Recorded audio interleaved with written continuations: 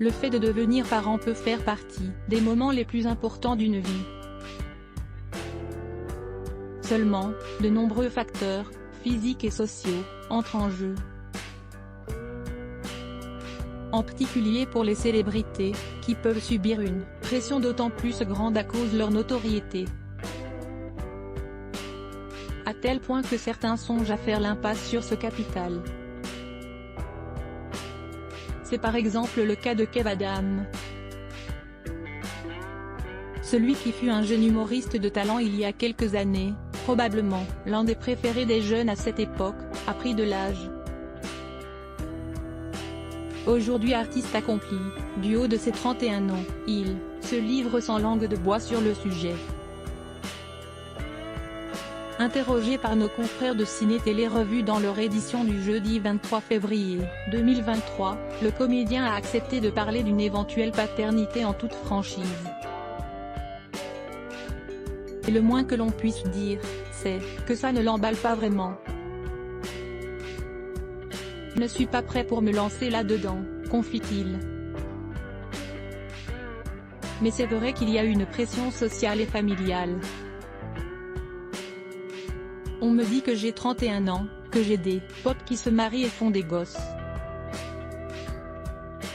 La vérité, c'est que ça m'effraie terriblement aujourd'hui, lâchant toute franchise celui que l'on a pu découvrir, il y a une grosse dizaine d'années dans l'émission de Laurent Ruquier, On ne demande qu'à en rire. Mais si ce n'est pas le cas, c'est la vie. Est-ce que j'aurai un jour des enfants? Je l'espère. Mais si ce n'est pas le cas, c'est la vie, poursuit-il. Quelque peu fataliste, avant d'en dévoiler davantage sur sa réflexion. Je suis mon instinct. Et puis, nous les hommes, on est chanceux, on peut faire des enfants à 40 ou 50 ans, conclut celui qui a déjà eu des situations intimes très malaisantes avec des filles à ce sujet.